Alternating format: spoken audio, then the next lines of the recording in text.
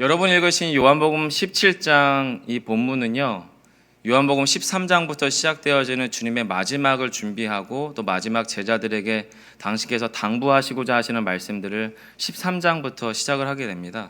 그래서 이 13장부터 마지막 17장까지를 저희가 흔히 이제 고별 강화라고 하는 주님의 마지막 이야기로 저희가 이해합니다.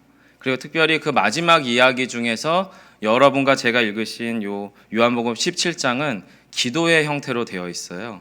그래서 고별 기도라고도 부르고 또 가장 저희가 신학교에서 배울 때는 대제사장적 기도다라고 배우기도 합니다. 어찌되었든 모든 학자들이 요 요한복음 17장이 주님께서 마지막 때에 제자들의 모든 이야기들을 마치신 후에 하나님과 온전한 깊은 기도의 자리로 나아가서 주께 기도하는 내용이다라고 하는 것은 다 동의합니다. 주님께서 당신의 마지막의 때에 기도하셨다라고 하는 거죠. 여러분은 혹시 언제 기도하십니까? 네, 지금 하죠. 저희가 특별 새벽 기도회니까 옆에 계신 분하고 좀 이렇게 좀 인사해 주세요. 기도하러 잘 오셨습니다라고요. 네. 인사하셨으니까 진짜 기도하고 돌아가시기 바랍니다. 네. 그리고 우리는 언제 또 어떤 내용으로 기도를 하게 될까요? 저 같은 경우는요, 급할 때 기도하게 됩니다. 아주 긴박한 필요가 발생할 때, 저희 아이들이 아플 때도 그러하고요. 저희 교회 식구들 중에 몸이 편찮으신 분들이 혹여라도 더 중앙 상황의 이야기를 듣게 되면 그런 상황들 가운데에서 기도하게 되더라는 거죠. 그리고 중한 필요, 긴박한 필요라고 하는 말을 한마디로 더 설명을 드리자면은 내 힘으로 감당할 수 없는 문제라고 하는 것이 판단되어질 때, 그런 한계 상황일 때 저는 기도하게 되더라라는 겁니다. 근데 좀 더 솔직하게 저에게 질문해 봐요. 도대체 어떤 한계 상황일 때 나는 진짜 기도할까? 그냥 기도하는 거 말고요. 그럴 때 저에게 내려진 결론은 이겁니다. 상대적인 필요가 아니라 절대적인 필요가 발생할 때 기도하게 되더라라는 거죠. 무슨 이야기냐면 제 안에 어떤 필요 상황들이 발생되고 한계 상황이 발생됩니다. 근데 그 상황에서 굳이 제가 우리 아이가 목감기 같은 걸로 아픈 경우에는 굳이 기도하지 않습니다.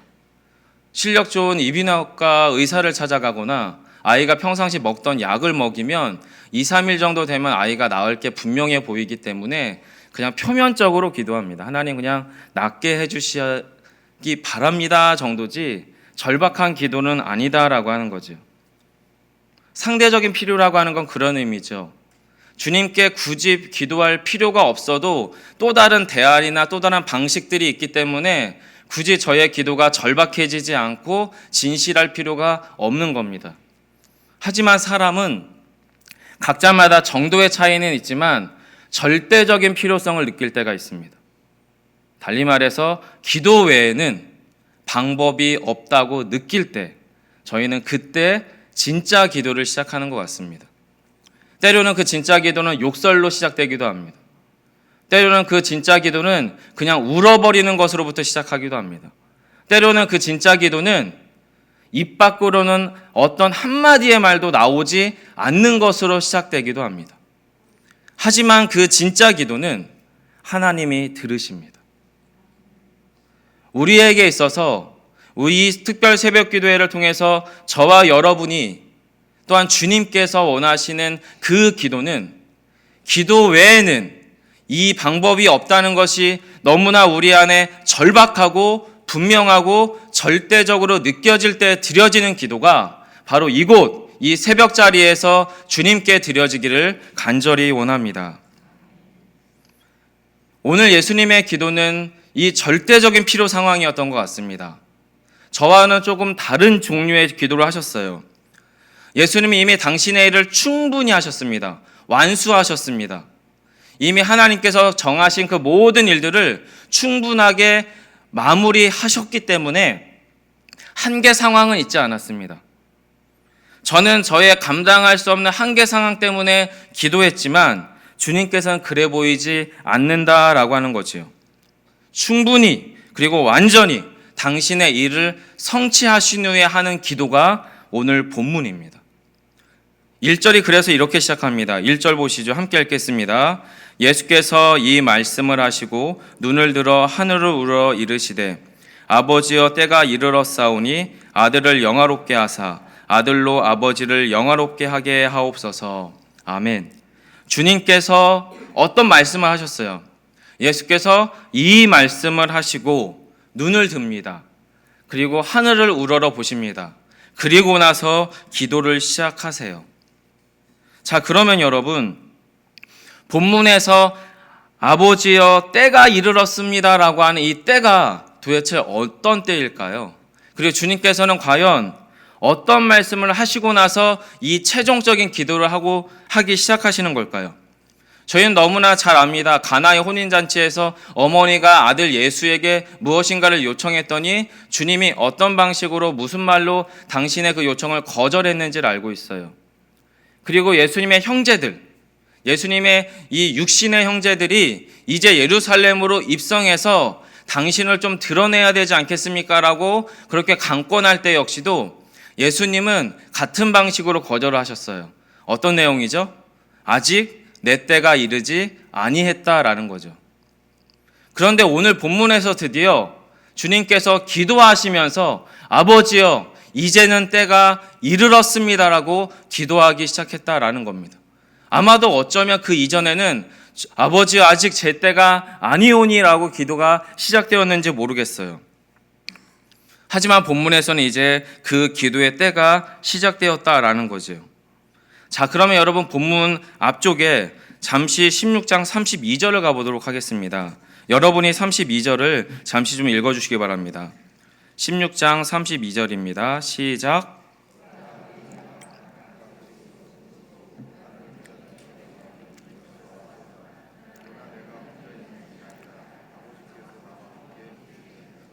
네, 본문 17장 1절에서 우리가 가장 이해하기 쉬운 가장 가까운 때는 바로 이 32절로 갑니다. 어떤 때냐면 보라 너희가 다 각각 제 곳으로 흩어지고 나를 혼자 둘 때가 오나니 곧 이때라. 벌써 왔다는 거죠. 어떤 때냐면 주님의 제자들은 각각 여러 가지 이유들, 여러 가지 상황들, 여러 가지 논리들, 여러 가지 입장들을 가지고 주님을 떠나고 주님을 배신해야 될 만한 그 어떤 이유들로 각기 흩어진 그때, 그리고 그런 상황 때문에 이 땅 가운데서 인자가 머리 둘 곳이 없어서 3년간 12명의 당신의 제자들과 동거동락하다가 이젠 그들마저도 떠나버려서 철저하게 육신의 예수 그리스도가 혼자 남겨진 그때, 주님께서 이르렀다라고 하는 그때는 초라하게도 바로 이때였습니다. 믿고 신뢰하고 사랑하던 이들의 배신이 준비되어지는 때였습니다. 그리고 철저하게 내가 혼자 남겨질 그때이기도 합니다. 그런데 역설적으로 주님은 그때의 이중적인 면을 고백하는 거죠. 눈에 보이는 육신의 관계 안에서 현실 속에서는 제자들이 다 뿔뿔이 흩어지고 혼자 남겨지는 때지만 가장 깊이 내밀한 곳에서는 아버지 하나님과 가장 온전하게 가장 완전하게 함께하는 그때라고 지금 본문 32절은 이야기하는 거예요. 그리고 바로 그때에 33절에서 주님은 내가 세상을 이기었노라 라고 이야기합니다. 사랑하는 성도 여러분, 우리의 삶의 현장 가운데에서도 이런 역설이 존재한다는 걸 여러분 믿으시기 바랍니다. 그리스도인들은요, 눈에 보이는 피상적인 어쩌면 현실적인 한계 상황에서 모든 게 끊어질 수 있습니다. 관계가 끊어지고 경제적 지원이 끊어지고 내 안에 자신감과 자존감이 끊어지고 내 안에 아무것도 남겨지지 않았다라고 느껴질 그때가 있어요. 하지만 그때의 이면으로 우리의 영혼 내밀한 곳으로 들어가면 오히려 그때에 아버지 하나님께서 우리와 함께 하시더라는 겁니다. 그리고 그때 주님은 뭐라고 고백합니까? 내가 세상을 이기었노라. 저와 여러분이 이 새벽자리 가운데에서 어떤 방식으로 세상을 이기기를 원하십니까? 주님, 저에게 이 경제적 지원을 더 주십시오. 주님, 저에게 유익이 될 만한 사람의 만남의 복을 더해 주십시오. 나의 이 한계 상황들 가운데서 이 문제만 해결되면 제가 이것들이 극복될 수 있을 것 같습니다라고 하는 기도가 우리의 입술에서 먼저 터져 나온다면 죄송하지만 여러분과 저는 아직 내 때가 이르지 않은 것일 수도 있습니다. 오히려 그 모든 상황에서 내 영혼의 깊숙한 내밀한 곳 가운데서는 아버지께서 나와 함께함에 대한 깊은 주님과의 임재가 우리 안에 경험될 때 저와 여러분의 때는 시작되었다라는 거지요. 그래서 여러분, 오늘 본문은 오히려 화려합니다. 영광스럽습니다. 아름답습니다. 마치 예수님께서 변화산에서 당신의 영광스러운 모습을 보여주시면서 당신의 영광 가운데서 제자들에게 그리고 그들과 이야기하셨던 것처럼 오늘 본문에서 주님은 당신의 하나님 되심을, 당신의 아름답고 영광스러운 신성을 가감없이 보여주십니다. 그래서 이 본문 요한복음 17장은 때로는 겟셋마네의 예수님의 기도와 대조돼요. 비교됩니다. 왜 그렇죠? 겟셋마네 기도에서는 여러분 잘 아시는 것처럼 아버지여 내 잔을 옮겨 주옵소서, 하지만 내 뜻대로가 아니라 아버지의 뜻대로 하옵소서라고 이야기하며 땀방울이 핏방울이 되도록 진력을 다해서 기도하는 예수님의 모습이 등장하기 때문이에요. 그러면 여러분, 요한복음 17장에서 예수님의 기도하는 모습과 겟셋마네 동산에서 기도하는 예수님의 모습이 너무 다른데 혹시 무엇인가가 틀린 것일까요? 그렇지는 않습니다. 결론적으로 말씀드리면 겟셋마네에서의 기도는 예수님의 가장 온전하고도 완전한 인성을 보여주십니다. 십자가의 고통을 묵상하면 몸이 사시나무 떨리듯이 그의 몸은 본능적으로 그것이 인간이 감내할 수 없는 고통이라고 하는 걸 직감하고 계십니다. 그래서 그의 몸은 무겁습니다. 무릎 꿇을 힘이 없습니다. 주님 앞에 기도할 때에 예수 그리스도의 머리는 자연스럽게 당신의 무릎 사이로 기어 들어갈 수밖에 없는 처참함이 십자가의 고통이 육신에게 가져다주는 두려움이었어요. 그리고 그 가운데 어떻게 해요? 직면하시되 완전한 순종함으로 기도하시는 것이 겟셋마네의 기도였습니다. 반면에 오늘의 본문은 당신의 완전한 신성, 스스로 당신의 육신을 제한하시고 하나님 되신 예수 그리스도가 이 땅 가운데 오셔서 당신의 모든 것들을 당신의 하나님의 작정하심 가운데서 이루십니다. 그리고 그 최종적인 마무리에서 기도하시더라라는 겁니다. 하나님께서는 창세전에 당신의 사람들을 구원시키실 당신의 구원 사역을 작정하셨습니다. 그리고 예수 그리스도께서는 육신을 입고 오셔서 이 아버지 하나님께서 작정하신 구원 계획들을 완전히 온전하게 한치의 오차 없이 실행하시고 완성시키셨습니다. 그리고 오늘 본문, 때가 이르러서 바로 성령 하나님의 운행하심 가운데에서 진리의 영 되신 성령 하나님께서 이것이 아버지의 이름을 확증하는 관계 속에서 창세전에 하나님과의 영적 내밀한 교제함에 있었던 바로 그 상태, 그 모습대로 성자 하나님 되신 예수 그리스도는 아버지와 기도하시기 시작합니다. 그리고 오늘 본문처럼 바로 이 삼위 하나님의 깊은 연합 가운데에서 깊은 연합의 기도로 나아가고 있습니다. 여러분, 오늘 본문은 신성 얘기가 나옵니다. 인성에 관한 이야기가 나옵니다. 삼위일체에 관한 이야기가 나오고 영화와 영생이라고 하는 주제가 나옵니다. 교리적인 단어입니다. 딱딱하지요. 그리고 뭔가 동떨어져 보입니다. 하지만 여러분, 이 단어들이 딱딱하다, 교리적이라고 하는 선입견이 우리 안에 작동하기 전에 이 본문이 우리에게 어떤 영적인 감동을 가져다 주는지 저와 여러분이 정말 충분히 묵상한 것이 맞을까요?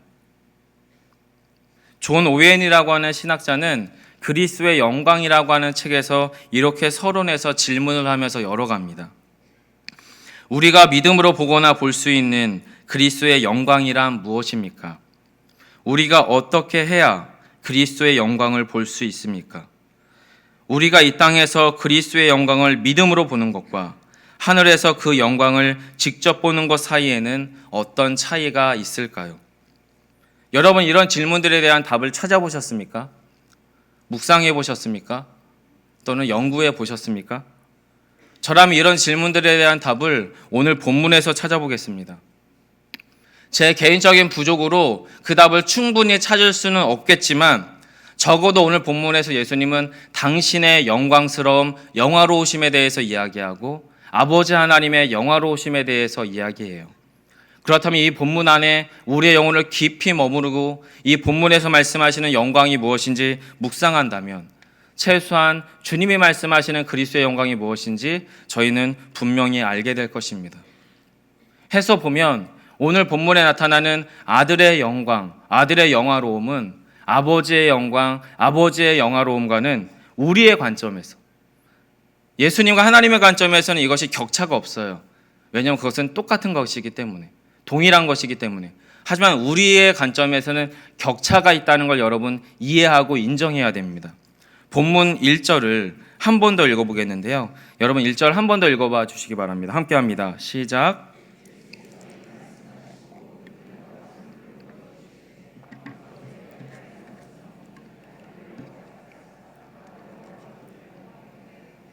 네, 여러분 1절 중반절을 보시면 주님이 이렇게 기도하세요. 아버지여 때가 이르렀사오니 아들을 영화롭게 하사 아들로 아버지를 영화롭게 하게 하옵소서.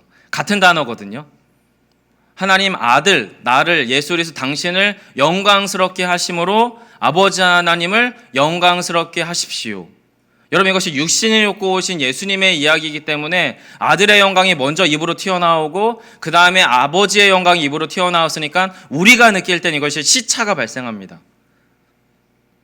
주님과 또 하나님과는 이게 격차가 없습니다. 시차가 발생하지 않아요. 하지만 육신을 입고 계신 예수 그리스도에게는 이것은 시차가 발생하고 또한 격차가 발생합니다. 아들의 영광스러움은 여러분 무엇일까요? 앞에서도 때라고 할 그때가 영광스러운 때가 분명한데 그때가 어떤 때입니까? 예수님의 제자들이 완전하게 당신을 포기하고 배신하고 버릴 그때였습니다. 세상에 육신을 입고 오셔서 철저하게 혼자 내버려질 때가 바로 주님의 육신이 경험하고 있는 그때였습니다.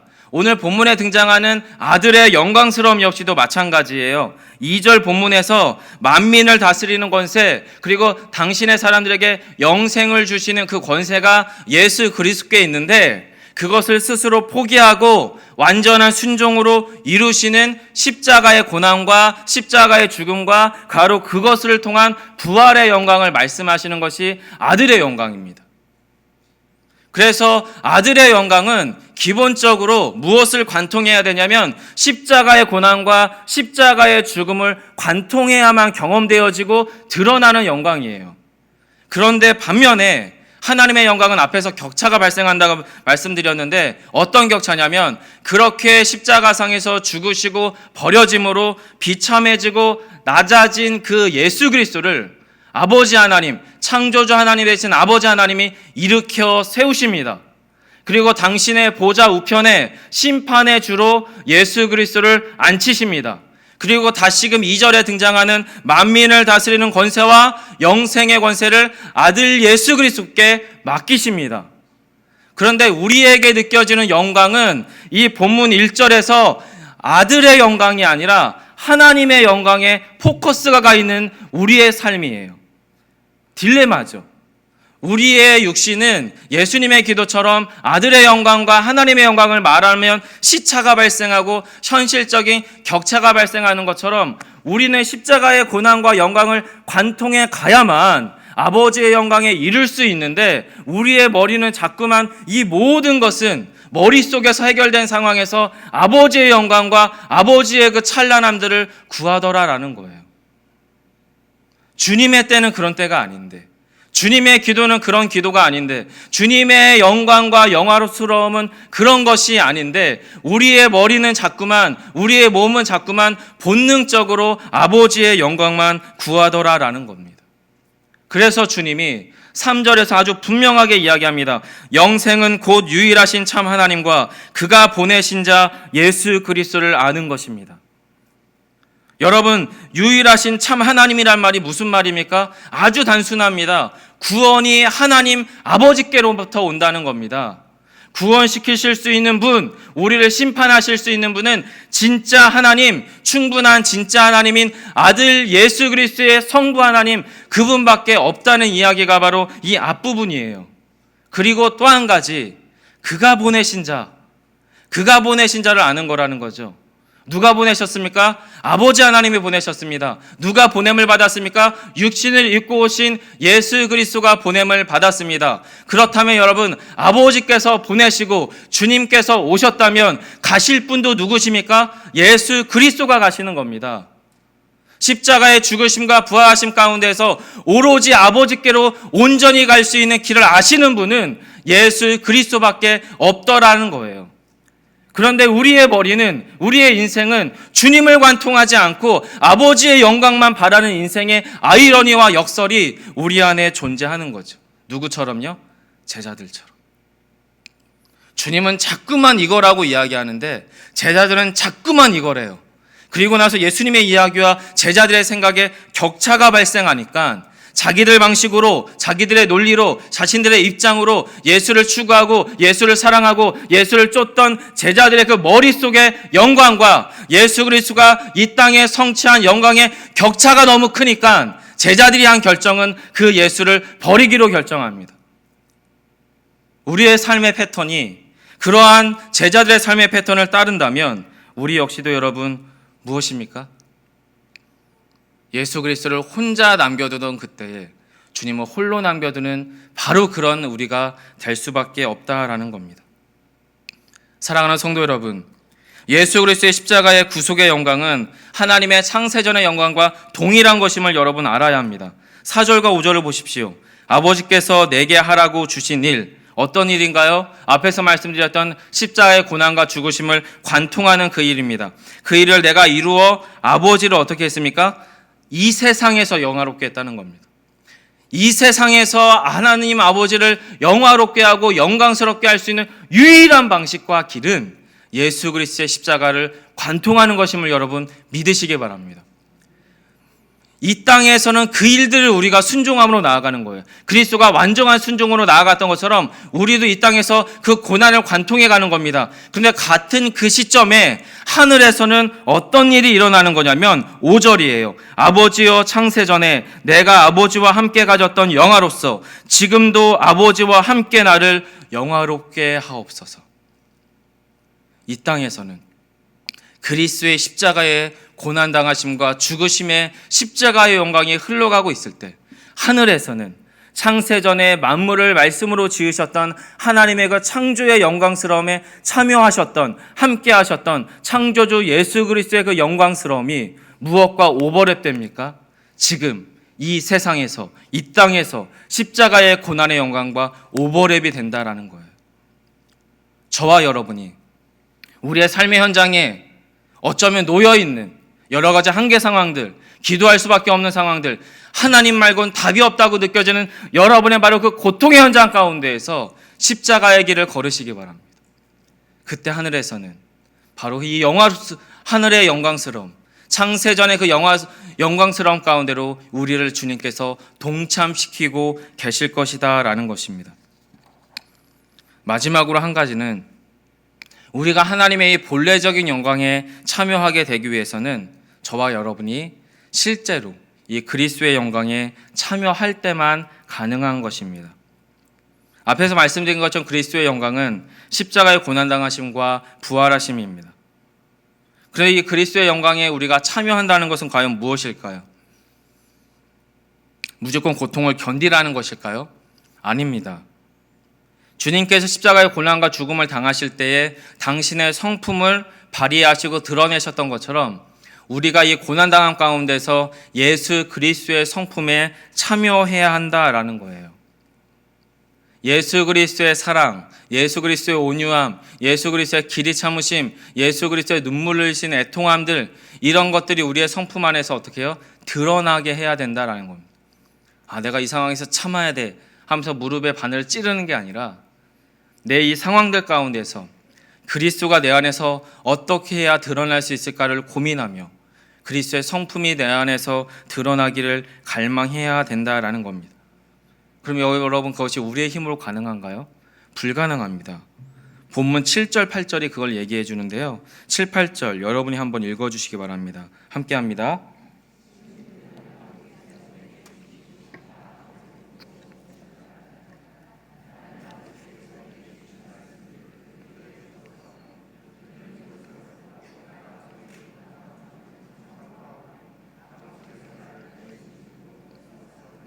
네, 여러분 이 본문을 보시면 좀 이상해 보입니다.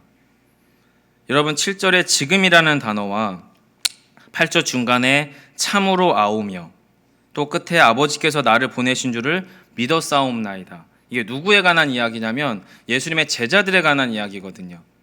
근데 여기서 지금이라는 단어를 쓰셨어요. 지금이 어떤 상황입니까? 정반대의 상황입니다, 사실은. 그들은 하나님께서 예수에서 보내셔서 예수님이 아버지께로부터 온 것이라고 하는 걸 머리로 알았어요. 하지만 이제 그것을 포기하기로 결정했습니다. 그 말은 지금 8절에서 그들이 참으로 알고 그들이 믿었다라고 하는 것은 현실적으로는 여러분 거짓말입니다. 거짓말. 그럼 여러분 본문에서 7절에서의 지금은 우리의 현실에서의 지금이 아닌 거예요. 이 지금은 누구의 지금입니까? 하나님의 지금입니다. 당신의 신성이 온전하게 지금 하나님과의 깊은 연합의 자리 가운데 들어가심으로 장차 성령의 충만한 가운데서 예수님의 제자들이 보혜사 성령께서 깨닫게 하시고 인정하게 하시고 알게 하시고 믿게 하시는 그때에 예수님의 제자들이 실제로 그러하게 될 것을 바라봅니다. 그리고 지금 이 기도를 지금 하시는 겁니다. 그러면 현실에서는 어떤 문제가 남습니까? 현실 속에서 예수님은 철저하게 혼자가 되셨어요. 현실에서는 어떤 현실이 남습니까? 제자들이 자기 방식으로, 자기 감정으로, 자기 논리로 예수를 알았고 이제 그 예수가 자기들의 논리와 방식과 다르다고 한 걸 결정하고 주님으로부터 떠날 준비, 배신할 준비를 하고 있는 현실이었어요. 그럼 여러분, 앞에서 제가 그리스도의 영광에 참여한다, 그리스도의 성품에 참여한다는 것은 덮어놓고 참아라, 덮어놓고 기다려라, 그것이 아니라 어디에 참여하는 거냐면 믿음의 눈을 들어 바로 하나님의 이 지금, 바로 이 예수 그리스도의 지금에 참여하는 겁니다.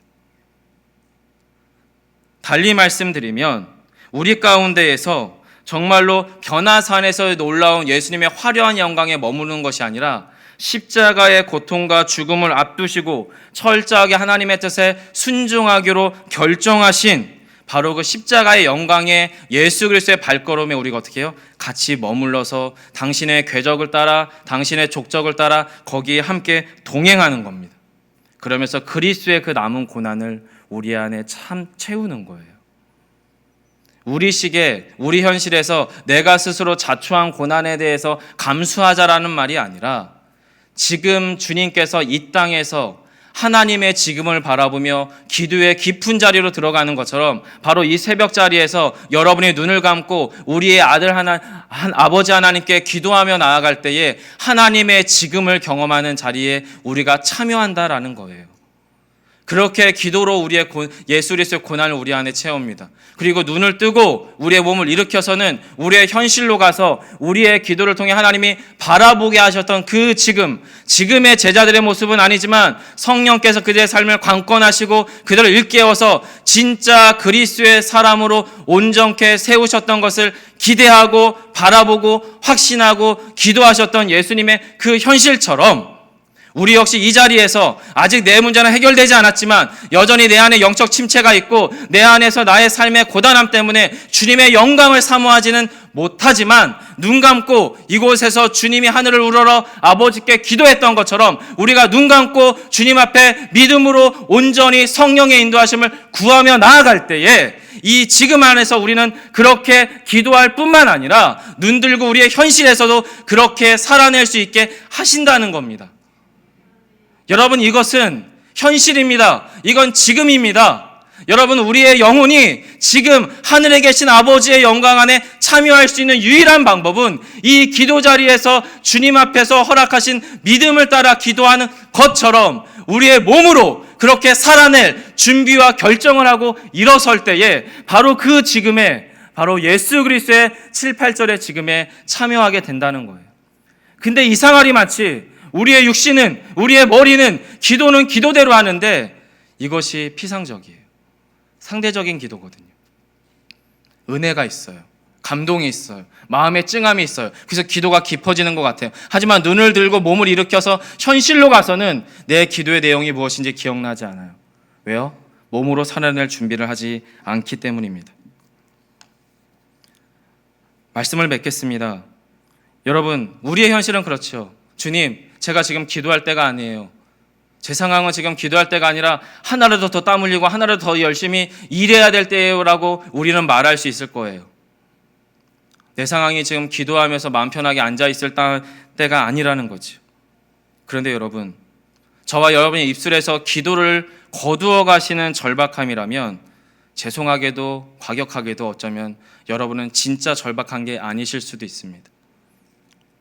왜냐하면 진짜 절박함은요, 내 안에 길이 없으므로 하나님밖에는 답이 없습니다라고 하는 고백 안에서 있을 때 그것이 진짜 절박한 것이거든요. 여러분은 정말 예수 그리스도를 나의 구주로 고백하십니까? 하나님께서 정말 온 우주 만물의 창조자시며 내 인생의 주인 되심을 여러분 믿으십니까? 실제로 그렇게 믿으신다면 우리의 머리가 깨닫든지 못 깨닫든지 여러분의 지금은 7절과 8절에 가 있습니다. 예수 그리스도의 지금이라는 겁니다. 제자들은 여전히 지금 배신할 준비로 충천한 사람들이에요. 예수님은 철저하게 혼자 내버려뒀어요. 그 십자가에 달리셔서 죽으실 게 당신의 지금이에요. 눈에 보이는 현실은. 하지만 하늘에서는 다른 지금이 펼쳐지고 있다라는 겁니다. 다만 우리의 혼란스러운 마음이, 우리의 무질서한 영혼이, 우리의 연약해진 육신이 지금 우리의 눈과 마음을 닫게 할 뿐입니다. 다시 한번 우리 안에 계신 성령님께서 우리의 영혼을 다루어 가시도록 진심으로 맡겨주시기 바랍니다. 그리고 우리의 구주 되신 예수 그리스도의 그 십자가의 영광에 동참하십시오. 그때 하나님의 그 본래의 영광 가운데 저희를 참여시키실 것입니다. 함께 찬양하고 기도하도록 하겠습니다.